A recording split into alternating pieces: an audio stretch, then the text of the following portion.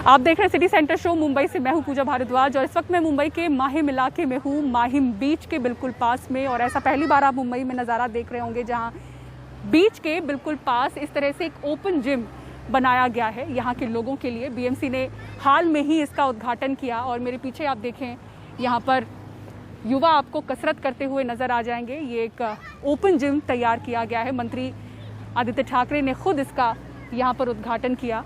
तमाम युवा इस वक्त भी आपको रात के दौरान यहाँ पर कसरत करते हुए नजर आ रहे हैं। तो इस तरह से वर्ली सी फेस के पास उद्घाटन हुआ था ओपन जिम का। उसके बाद सीधे यहाँ पर बीच के पास पहली बार ओपन जिम यहाँ के लोगों के लिए बनाया गया है। तो इन्हीं तस्वीरों के साथ हम शो की शुरुआत कर रहे हैं और खबरों में सबसे पहले बात करते हैं पंजाब कांग्रेस की, जहां लगातार उथल पुथल मची हुई है। मुख्यमंत्री पद छोड़ने के बाद कैप्टन अमरिंदर सिंह आज गृह मंत्री अमित शाह से जब मिलने पहुंचे तो खबरें चर्चा में रही और सबकी निगाहें इस मुलाकात पर टिकी रही। करीब 1.5 घंटे तक ये मुलाकात चली। इस मुलाकात पर कैप्टन के मीडिया सलाहकार रवीन ठुकराल ने ट्वीट कर बताया कि कैप्टन ने गृह मंत्री के साथ कृषि कानूनों पर बात की। कैप्टन अमरिंदर सिंह ने कृषि कानूनों को वापस लेकर जल्द से जल्द मुद्दा सुलझाने को कहा। केंद्रीय गृह मंत्री अमित शाह के घर पर यह मुलाकात हुई। इस पे हालांकि आधिकारिक तौर पर कैप्टन साहब की तरफ से ये कहा जा रहा है कि जो फार्मर्स का इशू है, जो फार्मर्स लॉ है, एमएसपी प्राइस है, उसके ऊपर जो है वो चर्चा की गई। बोला गया कि इस मुद्दे को सुलझाने की कोशिश करे भारतीय जनता पार्टी, केंद्र सरकार, मोदी सरकार जो है इसे सुलझाने की कोशिश करे।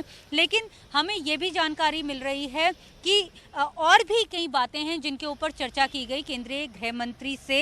पंजाब एक ऐसा स्टेट है जो बहुत लंबा एक बॉर्डर जो है वो पाकिस्तान के साथ शेयर करता है।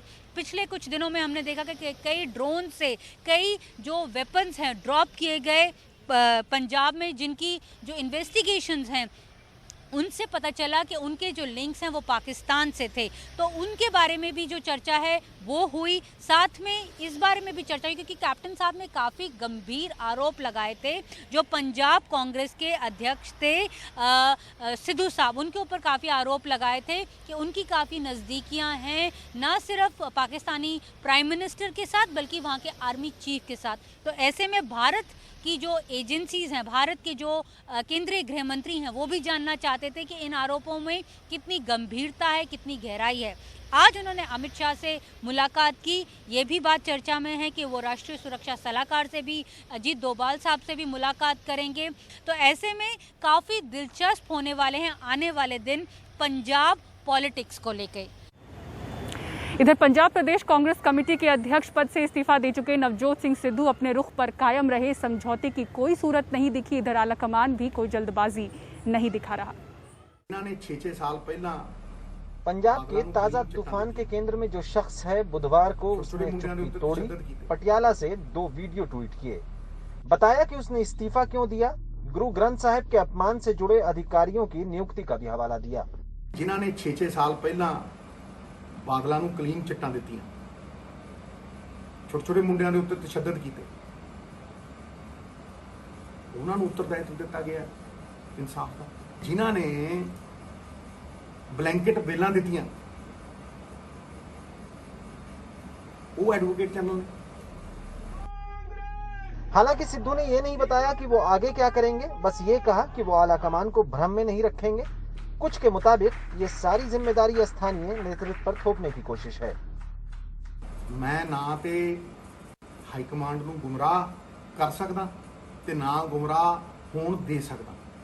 लेकिन कांग्रेस आलाकमान द्वारा ऐसे कोई कदम अब देखने को नहीं मिल रहे हैं जिनको देखते हुए ये लगे कि सिद्धू को मनाने की कोशिशों में किसी तरह से तेजी लाई जा रही है। जहां एक तरफ सिद्धू के इसी घर पर अब तक पंजाब कांग्रेस के 12 से ज़्यादा एमएलए, जिनमें 3 कैबिनेट मिनिस्टर राजा वड़िंग, रज़िया सुल्ताना और प्रगट सिंह भी थे, वो उनसे बात करने के लिए आ चुके हैं। लेकिन संशय इसी बात पर बना हुआ है कि क्या पंजाब कांग्रेस के प्रभारी हरीश रावत को सिद्धू को मनाने के लिए पंजाब भेजा जा रहा है। बल्कि मुख्यमंत्री चन्नी ने 2 नेताओं के साथ प्रेस को संबोधित किया। ये भारत भूषण आशु और विजेंद्र सिंगला थे, जो पूर्व मुख्यमंत्री कैप्टन अमरिंदर सिंह के करीबी माने जाते रहे हैं और जिन्हें पहले सिद्धू निशाना बना चुके हैं। पार्टी सुप्रीम होती है, सरकार पार्टी की आइडियोलॉजी को मानती है और उसके ऊपर चलती है। पंजाब के लोगों के अनुसार ही फैसले होने। जे किसी लगेगा ये नहीं ला, इनू ला, मैंने कोई इतराज नहीं है, मेरी कोई ईगो नहीं है किसी भी गल दे विच। हालांकि इस संकट के बीच तरह तरह की आवाजें भी सुनाई पड़ने लगी। असंतुष्ट कांग्रेसी नेताओं के तथाकथित G23 के सदस्य माने जाने वाले मनीष तिवारी ने जहां खुलकर सिद्धू की आलोचना की, वहीं कपिल सिब्बल ने इशारों में आलाकमान को ही घेरने की कोशिश की। एक बात तो स्पष्ट है, हम जी हजूर 23 नहीं है, ये तो बात स्पष्ट है, ठीक है ना। हम अपनी बात रखेंगे और रखते जाएंगे, और जो अपनी मांगे हैं वो हम दोहराएंगे। उधर आम आदमी पार्टी के प्रमुख अरविंद केजरीवाल ने पंजाब पहुंचकर मुख्यमंत्री को चुनौती दी कि वो चुनाव से पूर्व किए गए वादों को पूरा करें। आरोप लग रहे हैं कि उन्होंने दागी अफसरों को अच्छी इंपॉर्टेंट पोस्टों पे बैठाया है। मैं उनसे निवेदन करूंगा कि जितने दागी मंत्री हैं, जितने दागी विधायक हैं और ये जितने दागी अफसर हैं, इनको तुरंत हटाया जाए। मुख्यमंत्री के तौर पर चरणजीत सिंह चन्नी की नियुक्ति ने कांग्रेस को राजनीतिक ताकत तो दी, लेकिन उन्हीं के द्वारा प्रदेश में कुछ नियुक्तियों से प्रदेश अध्यक्ष नवजोत सिंह सिद्धू खफा हो गए और उन्होंने पार्टी के लिए एक नया संकट खड़ा कर दिया। लेकिन आला कमान के तेवर कुछ सख्त दिखाई दे रहे हैं और अगर नवजोत सिंह सिद्धू स्थानीय नेताओं के मनाने से मान जाते हैं तो ठीक, नहीं तो आला कमान कुछ और भी विकल्पों पर विचार कर सकता है। पटियाला से सहयोगी अक्षय डोंगरे के साथ चंडीगढ़ से मोहम्मद गजाली, एनडीटीवी इंडिया। वहीं कांग्रेस कार्यकर्ताओं ने कांग्रेस के वरिष्ठ नेता कपिल सिब्बल के घर के बाहर जमकर विरोध प्रदर्शन किया। Get well soon Kapil Sibal के पोस्टर लेकर ये कार्यकर्ता यहां पर पहुंचे थे। कपिल सिब्बल ने आज पंजाब कांग्रेस में मची उथल पुथल को लेकर कहा था कि पार्टी को ये देखना होगा कि आखिर लोग क्यों छोड़कर जा रहे हैं। उन्होंने ये भी कहा कि जब कांग्रेस में अभी कोई अध्यक्ष नहीं है तो फिर फैसले आखिर कौन ले रहा है। साथ ही उन्होंने कहा कि हम जी हुजूर 23 नहीं हैं, हम अपनी बात रखेंगे। और अब बात बेंगलुरु की करते हैं। बेंगलुरु का एक रेजिडेंशियल स्कूल कोरोना का हॉटस्पॉट बना हुआ नजर आ रहा है। यहाँ पढ़ने वाले तकरीबन 500 बच्चों में से 60 बच्चे कोरोना पॉजिटिव हुए हैं। 20 अक्टूबर तक के लिए स्कूल को बंद कर दिया गया है और अभिभावक जो है अपने बच्चों को घर ले जा रहे हैं। बीबीएमपी का पोस्टर साफ चेतावनी दे रहा है कि इस जगह से दूर रहें, क्योंकि ये एक कंटेनमेंट जोन है। कर्नाटक के अलावा सीमावर्ती तमिलनाडु से भी काफी छात्र छात्राएं इस रेसिडेंशियल स्कूल में पढ़ने आते हैं। इनमें से 60 कोरोना पॉजिटिव पाए गए हैं। सर, बच्चे यहाँ कोरोना से संक्रमित पाए गए हैं, इसलिए स्कूल के कहने पर हम अपने बच्चों को वापस घर ले जा रहे हैं। इस स्कूल में तकरीबन 500 छात्र छात्राएं। एक छात्रा बीमार पड़ी तो सबों की जांच हुई, शिक्षक और दूसरे कर्मचारियों की। 60 में से 2 में लक्षण पाए गए, जिनका इलाज अस्पताल में चल रहा है। बाकी को वहीं क्वारंटीन कर दिया गया है। दूसरी छात्राएं घर लौट रही हैं। मैं बेंगलुरु वापस जा रही हूँ। 60 बच्चे यहाँ पर इन्फेक्टेड है। मैं 20 अक्टूबर को वापस लौट आऊंगी। हाल ही में कर्नाटक सरकार ने 100% छात्रों के साथ स्कूल खोलने की इजाजत दी, 6ठी की क्लास में। हाई स्कूल के साथ साथ मिडिल स्कूल को खोलने का फैसला सरकार ने हाल ही में लिया था और इसके फौरन बाद एक बड़ा क्लस्टर बन गया। ऐसे में अभिभावक भी अपने बच्चों को स्कूल भेजने से पहले कई बार सोचेंगे और शायद सरकार को भी अपने फैसले पर दोबारा विचार करना होगा। बाहरी बेंगलुरु से कैमरामैन गोविंद मूर्ति के साथ निहाल खिदवई, एनडीटीवी इंडिया।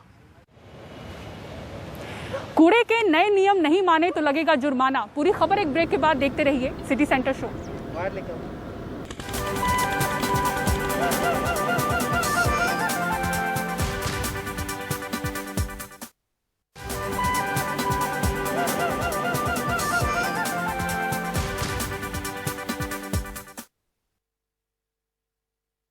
गीला और सूखा कूड़ा अगर आपने अलग अलग करके नहीं डाला तो आपकी सोसाइटी पर 100 रुपए से लेकर 10,000 रुपए तक का जुर्माना लग सकता है। कूड़े को लेकर दिल्ली नगर निगम और आम लोगों में क्या टकराव पैदा हो रहा है, इस ग्राउंड रिपोर्ट में देखिए।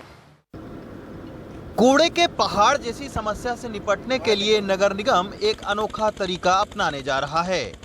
1 टन रोज कूड़ा निकालने वाली सोसाइटी अब अपने कूड़े का खुद ही निस्तारण करेगी। अभी हाल ही में समाचार अपार्टमेंट जैसी 3 दर्जन से ज्यादा सोसाइटीज को गीला और सूखा कूड़ा अलग अलग न डालने की शिकायत पर 10,000 रुपए पेनाल्टी का नोटिस भेजा गया है, जबकि सोसाइटीज का कहना है कि उनके पास जगह ही नहीं है कि वो गीला और सूखा कचरा अलग करके उसे कंपोज करें। वो चाहते हैं कि रेसिडेंट्स जो है वो सेग्रीगेट करें जितना भी वेस्ट है, और सोसाइटीज़ उसको कंपोस्टिंग भी करें, सब कुछ करें। The society is not plan like that कि हमने हमारे यहाँ जगह छोड़ा है, उसके लिए पावर चाहिए, उसके लिए जगह चाहिए, उसके लिए स्टिंक कैसे कम मैनेज करेंगे वो चाहिए। Secondly, it is not a continuous thing. Composting machine भी कि मैं आज का डाल दिया और शाम को उसमें से कंपोस्ट निकल आएगा, उसका भी एक साइकिल होता है। पूर्वी दिल्ली नगर निगम ने कूड़ा ले जाने और अलग करने के लिए एक प्राइवेट कंपनी को ठेका दिया है। सोसाइटी और घरों से गीला और सूखा कचरा ले जाने की इसी कंपनी की जिम्मेदारी है, लेकिन अब पूर्वी दिल्ली नगर निगम 2 अक्टूबर से औद्योगिक और 1 जनवरी से गीला और सूखा कूड़ा अलग अलग न देने पर घरेलू उपभोक्ता पर 200 रुपए, जबकि 5,000 स्क्वायर फीट तक में बने मैरिज हॉल, मल्टीप्लेक्स हॉल पर 10,000 रुपए का जुर्माना और निर्माण सामग्री फेंकने पर घरेलू उपभोक्ता पर 1,000 और बाहरी लोगों पर 5,000 रुपए का जुर्माना लगाएगी। पूर्वी दिल्ली नगर निगम के स्थायी समिति के चेयरमैन कहते हैं कि केंद्र और दिल्ली सरकार ने इस नियम के गजट निकाल दिए हैं, अगर हमने इसे लागू न किया तो हम पर जुर्माना लगेगा। वो भारत सरकार का भी लफ्ज और दिल्ली सरकार का हमारे पर बड़ा दबाव है कि अगर आप ऐसा नहीं करेंगे तो नेचुरली कुछ ना कुछ एक्शन हमारे ऊपर हो सकता है। उसके लिए हमने 2-3 चीज़ अपने प्रयास से कर रहे हैं। हमने जो टिप्पर लगाए हैं, गीला का अलग साइड लेकर और सूखे का अलग लगाया, ताकि रेजिडेंट्स अपना गीला कूड़ा माने, सूखा कूड़ा माने। तो उसमें ये कि अभी हमने इंडस्ट्रियल के लिए किया कि 1/11 से 1 महीने का उनको समय देंगे, हम वहाँ IC प्रोग्राम देंगे, उनको अवेयर कराएंगे, जगह जगह प्रोग्राम देंगे, उनकी मीटिंग बुलाएंगे, उनको समझाएंगे कि जो आपके यहाँ जो वेस्ट निकल रहा है, हैजर्ड से जो कूड़ा निकल रहा है, क्योंकि ये कई चीज़ें ऐसी हैं जो SFL साइड पे जाकर के बहुत दुर्घटना हो रही हैं, उनको आप अलग अलग करते हैं, हमारा टिप्पर आएगा ले जाएगा। अगर वो फिर भी कंप्लाई नहीं करते हैं तो उसमें फिर पेनल्टी क्लोज है।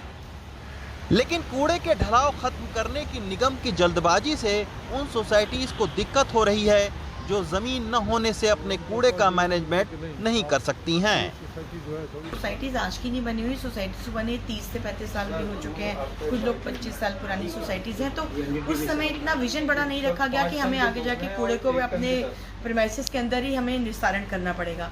तो ये समस्या बहुत बड़ी कि हमारे पास जगह नहीं है कि हम कंपोस्टर प्लांट लगा पाए। लोगों की शिकायत है कि वेस्ट मैनेजमेंट प्लान बनाते वक्त नगर निगम ने RWA से कोई बात नहीं की और पेनाल्टी पहले लगा दी गई। नई दिल्ली से रवीश रंजन शुक्ला, NDTV इंडिया। और सिटी सेंटर शो में फिलहाल इतना ही। पूरी टीम को दीजिए इजाजत। खबरों के लिए देखते रहें NDTV इंडिया। नमस्कार।